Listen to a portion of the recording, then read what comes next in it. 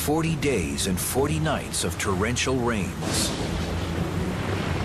the Bible's Great Flood, and the Epic of Gilgamesh are widespread myths that depict an event that wiped humanity off the face of the earth. But was it simply a myth, or did it really happen? And if so, how can science explain such a catastrophe?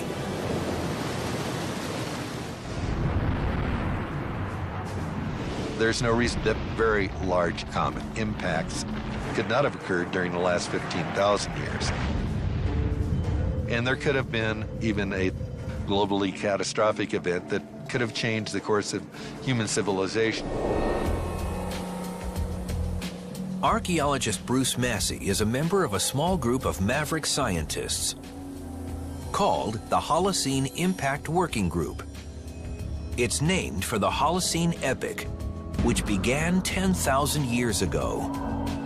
His group has roiled the world of astronomy by claiming that catastrophic impacts have occurred much more often than supposed and have actually changed the course of human history.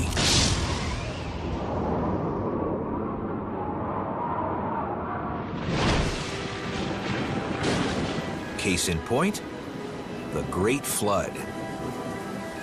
The biblical story of Noah's Ark is simply one version of an ancient story that's found in dozens of myths and legends across the globe. What I decided to do is to take a look at this worldwide distribution of flood myths, take a sample of those myths. And the sample I selected was 175 locations from across the world. Most of these flood myths contain striking similarities, including the common legend that just before the flood began, a celestial creature with impressive tails raced across the sky. Since they didn't have a science to understand what comets were all about, they would try to come up with a natural solution. So therefore, a comet might be a snake. Comets are known to have tails, the visible effect of two byproducts: dust reflecting sunlight and glowing ionized gases roaring off the back like jet contrails. Interestingly enough, you can actually have what's called an anti-tail, where from our point of view, it looks like the tail of the comets are actually pointing in two totally different directions. So as solar radiation streams off of our sun, it tends to make the material that's evaporating off of the comet appear to recede away from the sun. As seen from certain spots on the Earth, the dust tail can sometimes curve around so that it appears to point in the opposite direction. So observers on Earth would see an object in which it looked like there was a head with a headdress or a horn coming out of its head. In North American mythology, South American mythology, it's a serpent with a horn on its head. In Hindu, it's a fish with a giant horn on its head. In most myths, the creature's arrival was followed by a watery disaster that almost destroyed the world. If you look at other aspects of this mythology, it's talking about then darkness, hurricane force winds, it's talking about torrential rainfall, talking about tsunamis. Now, if you add all of that information together, these are the properties that you would get from a deep water ocean impact of a comet.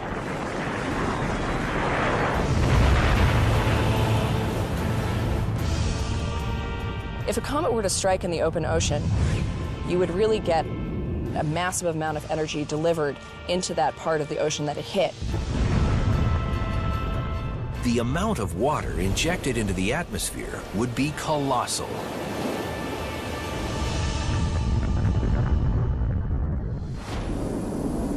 We're here visiting a forge and a blacksmith shop to show what would happen when a comet comes in at high speeds and impacts the ocean, delivering all that kinetic energy into the water. A typical forge can heat carbon steel to approximately 2,200 degrees Fahrenheit. But a hypervelocity comet strike will produce shock temperatures well over 10,000 degrees, hotter than the surface of the sun. A comet coming in from outer space would be carrying with it an immense amount of kinetic energy because it's moving at such an extreme velocity. When that impacts the ocean, that energy is capable of vaporizing up to hundreds of square kilometers of water, sending plumes of steam up into the outer atmosphere. Normally in the upper atmosphere, there's only about 0.5% of water vapor. So you get this injection of this large amount of new water vapor. As a massive infusion of water into the atmosphere rains down, a global deluge could drown the Earth for weeks or months.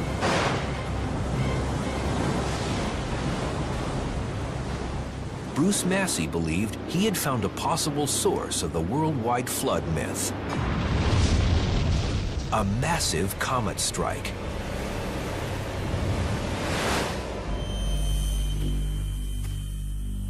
But he lacked the physical evidence. Columbia University geologist Dallas Abbott investigates potential cosmic craters. Bruce Massey had compiled a set of oral histories of catastrophic events that sounded like they were some sort of cosmic impact, and he found that the center of them was around the Indian Ocean. Using bathymetry readings, or satellite measurements of depth variations in the ocean floor, Abbott was able to pinpoint a potential impact zone. She named it Burckle Crater in honor of a colleague at Columbia University. Burckle is a massive depression located nearly 1,000 miles off the coast of Madagascar. About 18 miles in diameter, Burckle Crater lies at a depth of approximately 13,000 feet, making an extensive study difficult and expensive. But a crater this big would produce another logical fingerprint of a massive comet impact: a mega tsunami. A comet hitting the ocean would actually be more damaging than a comet hitting solid ground. And that's because it would send up a gigantic tsunami that would slam into the coast all around it. When massive tsunamis strike shorelines, the evidence can persist for centuries.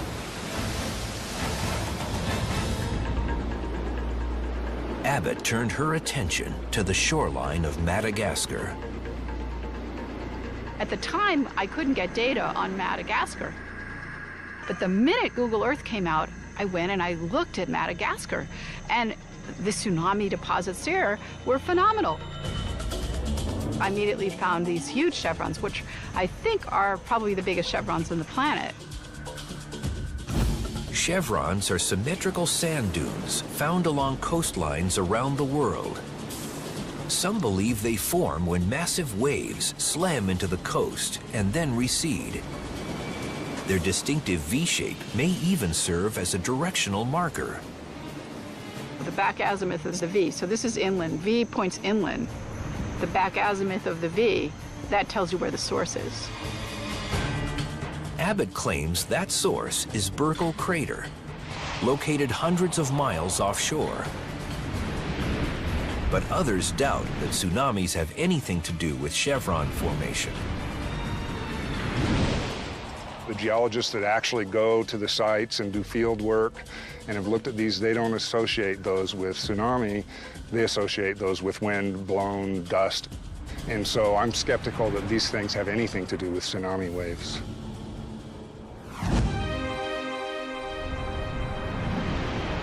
But when Dallas Abbott traveled to Madagascar, she found surprising evidence trapped inside the dunes. We found tsunami deposits over 200 meters high. And when we got to the top of this big hill, we found marine fossils in the sediment.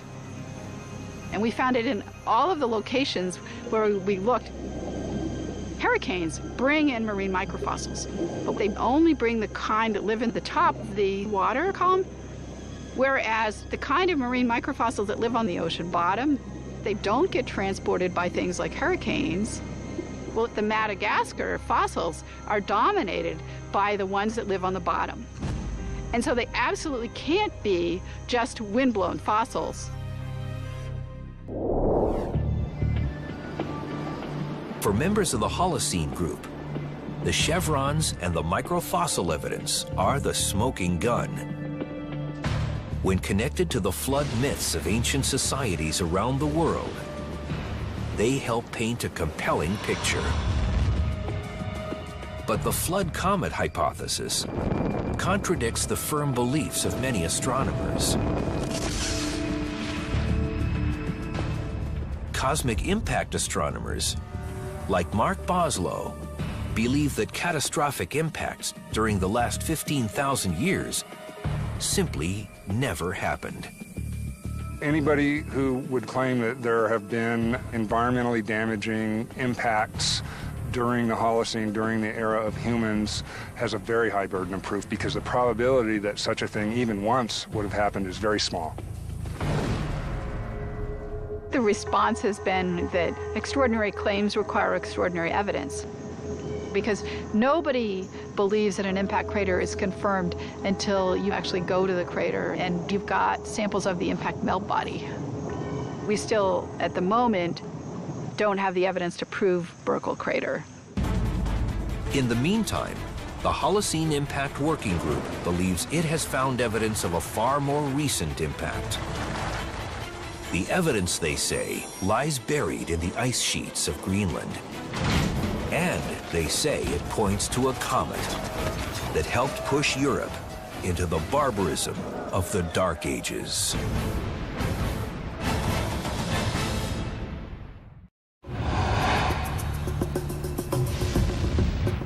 In the search for extraterrestrial impacts that have changed history,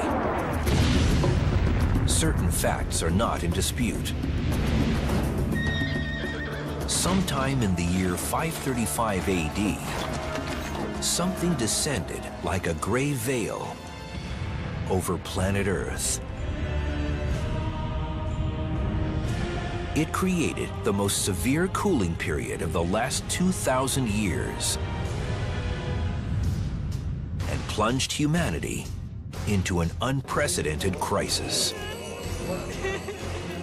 During that time period, a very, very large quantity of ash completely enshrouds the Earth.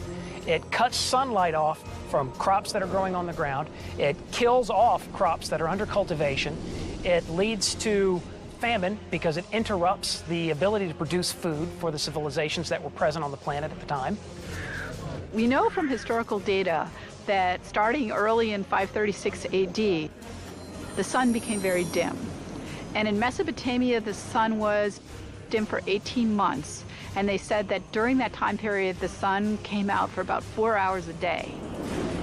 The signature of this year without the sun remains to the present day.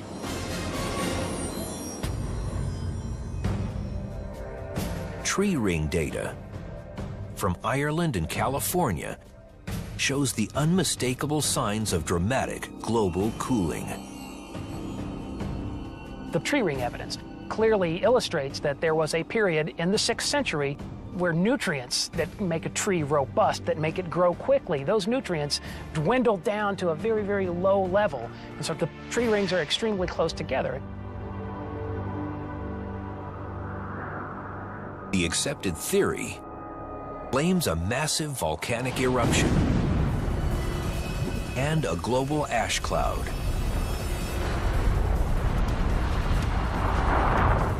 But impact researcher Dallas Abbott has proposed another culprit. Beginning with evidence based on chevrons, the V-shaped sand dunes that some believe are evidence for mega tsunami. One set of chevrons is located in Australia's Gulf of Carpentaria. I looked in satellite altimetry for something in that part of the Gulf because the chevrons were pointing to a very, very small area. And immediately I found these two round holes in the bottom of the Gulf. The craters measured 7 and 11 miles in diameter, respectively. A detailed study of sediments pointed to an extraterrestrial invader. This is a deep-sea core sample like the ones we studied in the Gulf of Carpentaria. And when we sieved the Gulf of Carpentaria samples, we found little bits of rock, we found little bits of glass, and we also found some shock minerals. And together, these are indications of an impact. And they suggested that the event was about 1,500 years ago. And I knew about this climate event in 536 AD. And I thought, well, it would be really nice to look at an ice core to see if we can see something. An ice core is planet Earth's frozen filing cabinet of climate data, trapping centuries worth of airborne particles and algae. We found samples from Greenland, which is about as far away as you can get on the planet from that site. In the Gulf of Carpentaria. The ice cores yielded startling evidence, including magnetized melted rock called spherules that matched those retrieved in the Gulf of Carpentaria, 2 types of glass that appear to have formed in a high-energy impact, and a misplaced diatom, a marine microfossil that exists only in the tropics. So why should you be getting diatoms that originated in the tropics to subtropics all the way to Greenland?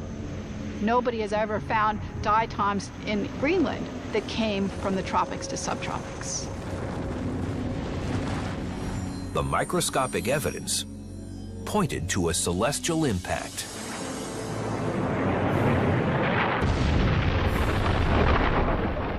What happens is you get a huge explosion, and then this material goes up into the air and travels for hundreds or even thousands of kilometers. And then it's, settles out. For a cosmic impactor to create a global atmospheric effect, like the one suspected in 535 AD, it must have enough mass and velocity to create an epic explosion. The difference between a high velocity and a low velocity impact is a low velocity impact does not create an explosion. It can make a crater, but it's not an explosion crater.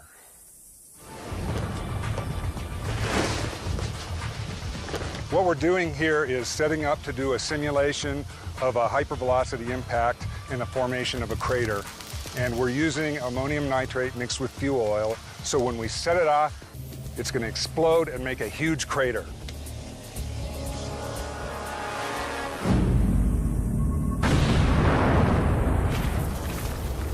It's a massive explosion that creates a big plume of debris that gets scattered for many, many miles around. And for the biggest impacts, it's a global phenomenon.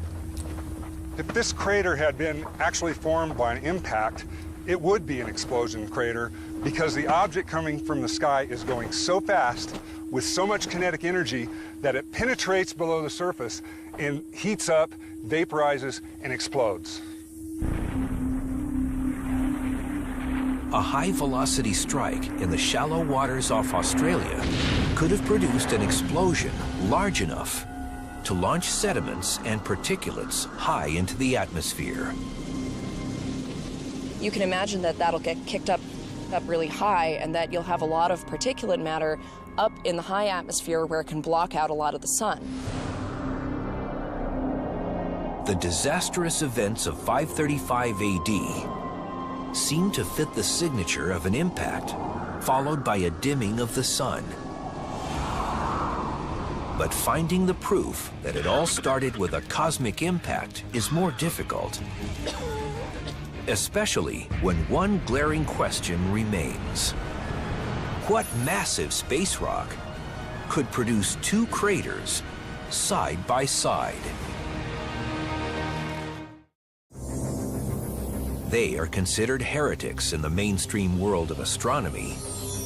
But the scientists belonging to the Holocene Impact Working Group are determined to prove that space has changed human history.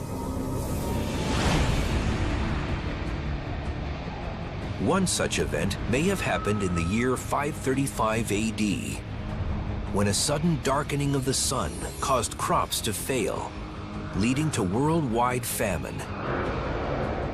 Scientific tree ring data proves the catastrophe happened, but science has yet to determine what actually caused it.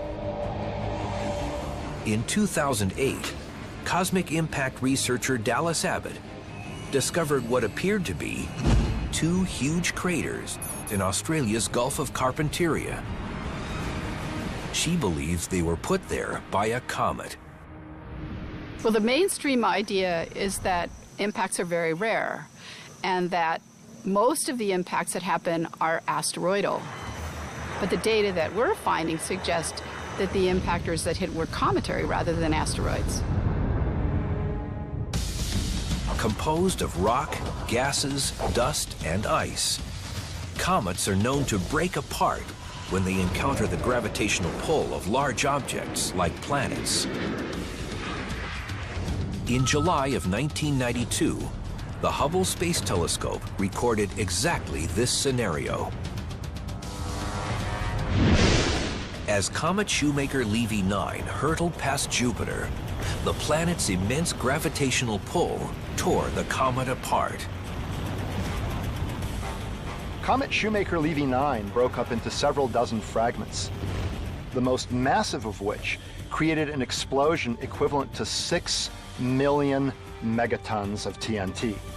Now, the biggest bomb ever made on Earth is the Tsar Bomba by the Soviet Union, which was 50 megatons. A single impact from Shoemaker-Levy 9 was 100,000 times more powerful. Could a Shoemaker-Levy 9 type breakup have created the dual craters in the Gulf of Carpentaria?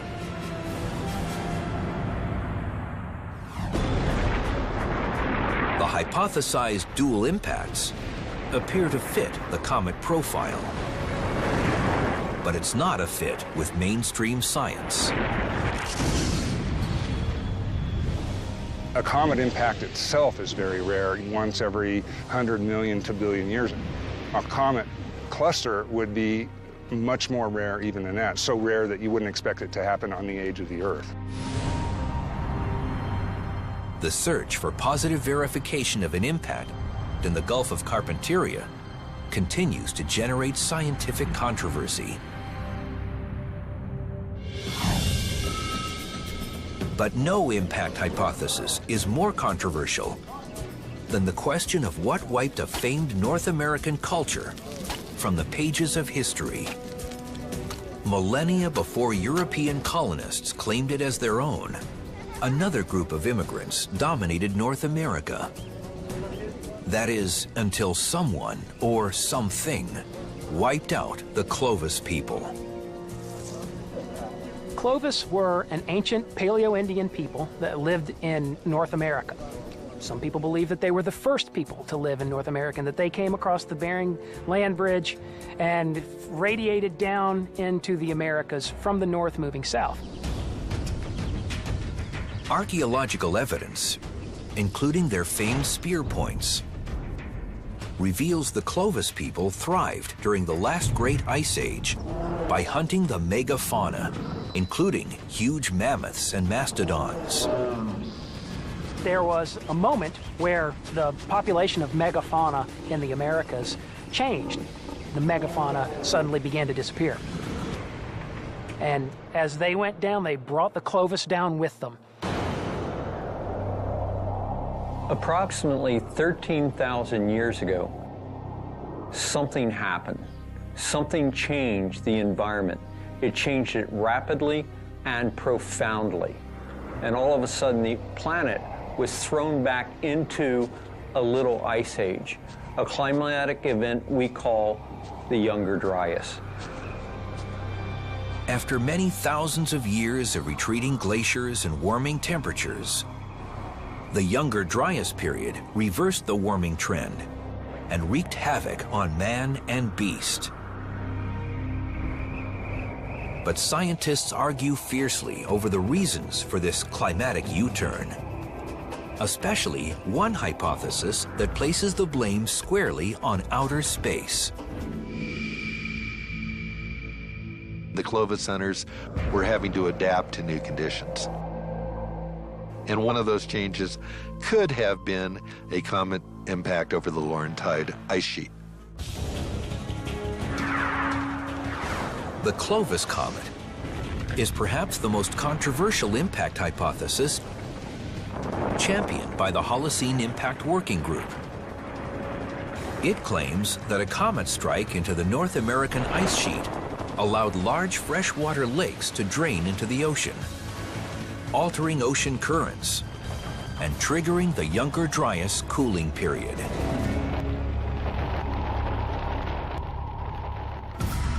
Ken Tankersley, a University of Cincinnati anthropologist, uncovered cosmic impact evidence in Sheridan Cave in northwest Ohio. The layer which we found here is known as the black mass. It's a very carbon-rich layer, which in this case is the result of intense burning. It's composed of wood charcoal and the burned remains of approximately 70 species. It takes an intense fire, an intense burning, almost an explosion, if you will, to produce this type of carbon event. The layer also contained meteor fragments. But more importantly, seeming indisputable evidence for a larger cosmic impact. We have what's called impact diamonds. Impact diamonds, or shattered diamonds, occur when some type of explosion or sudden impact occurs with the Earth's surface, compressing carbon material to create these impact diamonds. Also called nanodiamonds because of their minuscule size, they are recognized as powerful evidence for cosmic impact. But their discovery raises many more questions. The supposed presence of nanodiamonds in certain locations of North America isn't compelling evidence for the Younger Dryas impact hypothesis, because in some cases it's not even clear that those are genuine nanodiamonds. They may be graphite or graphene compounds that kind of masquerade as nanodiamonds. The proposed Clovis comet also appears to be missing one huge physical piece of evidence: an impact crater. To date, no telltale crater has been found.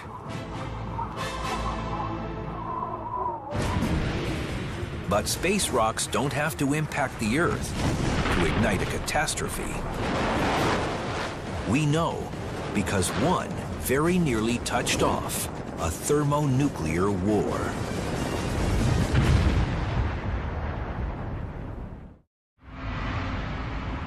In the face of widespread skepticism, a small group of impact researchers claim that very recent cosmic catastrophes have changed human history. 13,000 years ago in North America, something suddenly sent the Clovis culture into a tailspin. Some scientists believe that a comet is to blame. But to date, no impact crater has been identified. But some cosmic projectiles never reach the Earth. Yet they can still rain down destruction in the form of an airburst.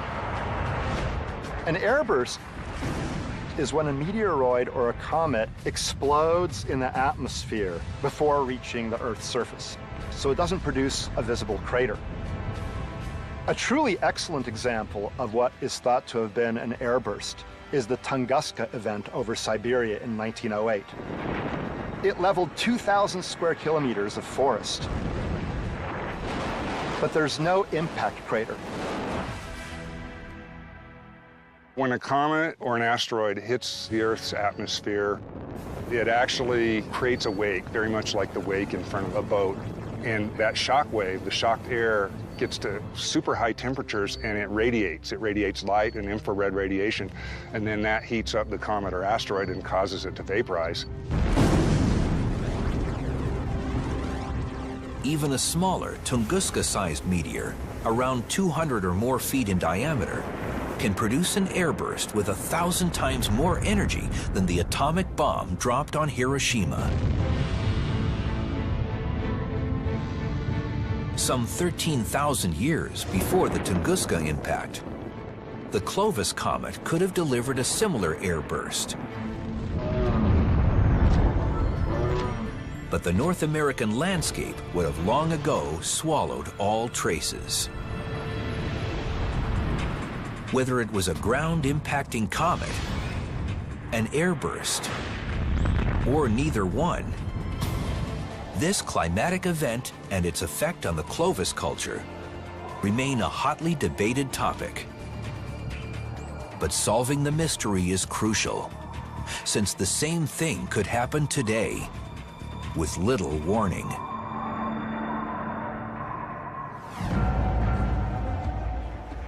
Now, an impact like the Tunguska event, a 10 megaton airburst, say at 5,000 meters over New York City, if that were to happen today, would lead to the deaths of almost 2 million people, another several million people injured, and a couple of $1 trillion of damage. So even airbursts, small events, are something that are very destructive. In fact, they are so potentially destructive that when a very small meteor exploded in 2002, it could have sparked a thermonuclear war. In June of 2002, an event occurred that could have changed history on Earth in a major way. A rather small meteoroid, maybe a couple of meters in diameter, smashed into Earth's atmosphere, creating an airburst, an explosion up there. And this was an enormous explosion over the eastern Mediterranean. It was observed by satellite. This was unusual to be over, a relatively populated area. At the time of the airburst, Pakistan and India, two nuclear-armed countries, were embroiled in a hostile military standoff over the disputed Kashmir region. The world held its breath as the two nuclear powers teetered on the hair-trigger brink of war. So had this impact occurred just a few hours earlier, it was at about the right latitude to have been over Pakistan or India. This could have been mistaken by either country as a launch against them. And they then might have pushed the nuclear button, launching an all-out war. A mistake, basically, caused by an impact. Now known as the East Mediterranean event, the blast convinced the scientific community that predicting cosmic intruders is critical when nuclear Armageddon is at stake.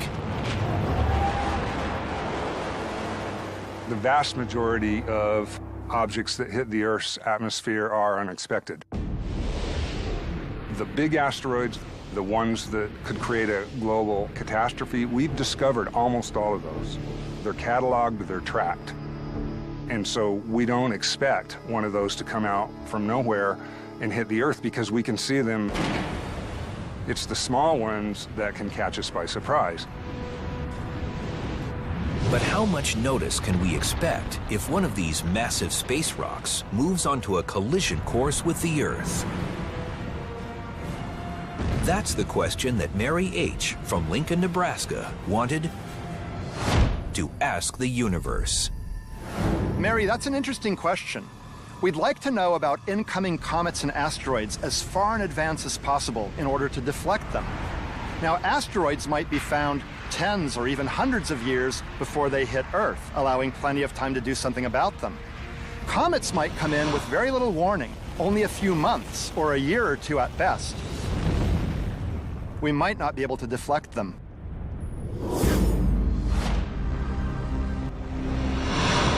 There is no dispute that comets and other cosmic projectiles have the potential to cause catastrophes.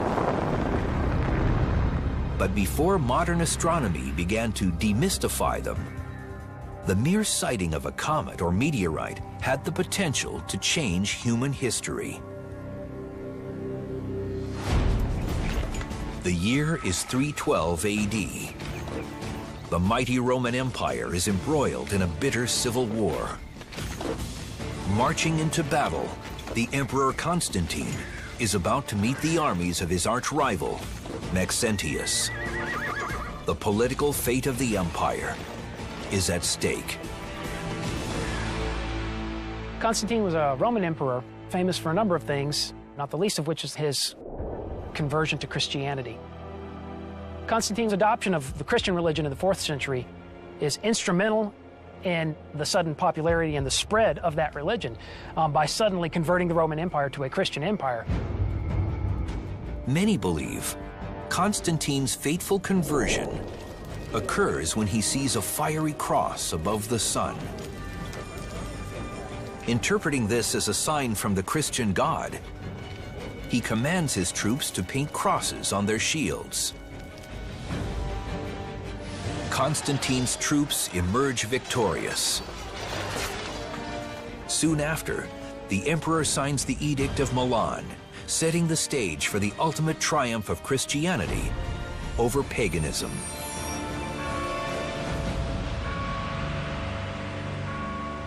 But some believe Constantine's vision has an astronomical explanation. It's believed now that what he personally observed was a meteoric impact against the Earth, that he's looking skyward in broad daylight and suddenly at 70,000 miles per hour, this meteor comes crashing to Earth. His vision in seeing that is, he interprets it as being a divine signal.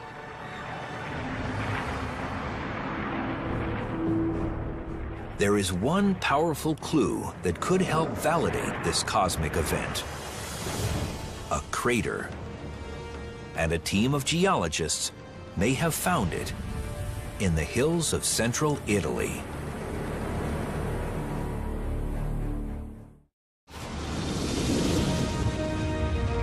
Have cosmic impacts altered the course of human history? It's a question that provokes the world of astronomy and even the world of religion.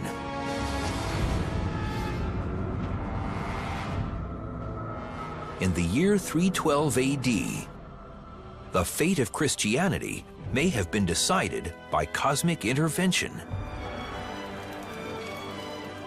Just before a decisive battle, the Roman Emperor Constantine experiences a vision. He remembers seeing something in the sky. He interprets this as being a sign from God, a sign from the one true Christian God. Some believe this fateful vision was a fiery meteor on a collision course with the Earth. What you would see, of course, would depend on how far away you are. You would see an extremely bright meteor coming through the sky, and you'd see it even in the daytime. It would be blinding, perhaps as bright as the sun, and then it would hit the ground and you would see a big explosion.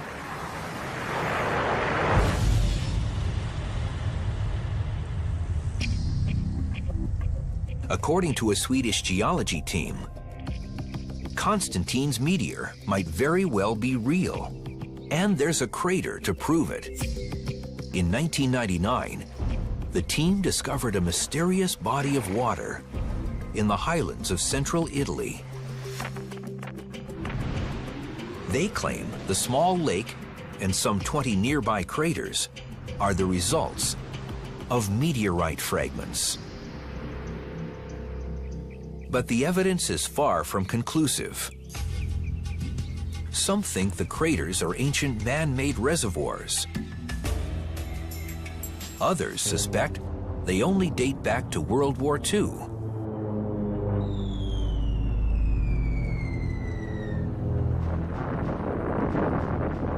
There's ordnance from some of the craters that suggests that they are actually bomb craters. The problem is it's in a place where there have been a lot of people, and it was perhaps used as a watering hole. It's been so overprinted by human activity, and I don't know if that one will ever be resolved. But it certainly could be a crater. One of the weakest parts of the Sorrente crater impact hypothesis is that the shocked minerals simply have not been found. There's no clear evidence that there was a whammo-type impact there.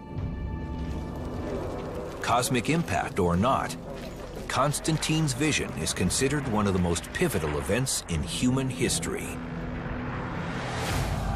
Had it not been for this event, would Christianity have become the dominant religion of Europe and then spread to the Americas? It's hard to say, but it's easy to say that this one event was pivotal in forcing Constantine to fully embrace the Christian religion.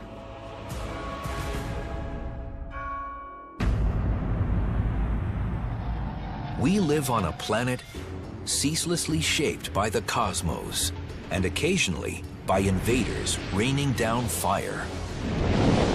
The power of space to alter human history remains controversial.